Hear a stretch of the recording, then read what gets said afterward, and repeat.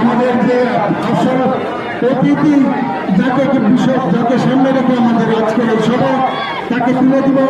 একটু আমি বলি যে আমরা লেখুল্য ফান্নন রেজার একটা কথা আছে, প্রবাদ আছে, লেখুল্য ফান্নন রেজার।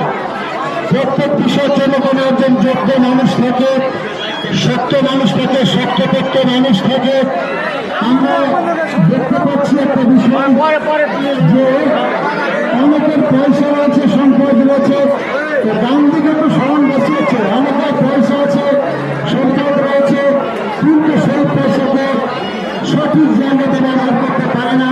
মনোভাবের একটা উদার করার ভাব, এইরকম একজন মানুষ যাকে আমরা সোশ্যাল মিডিয়াতে গরিবের বন্ধু হিসেবে দেখতে পাই, আমাদের কাছে পরিচিত। আমি বলবো যে গরিবের বন্ধু কথা বলে আমার নাম হচ্ছে, তার কারণে আমরা দেখতে পাচ্ছি বিভিন্ন প্রতিষ্ঠানে বিভিন্ন সামাজিক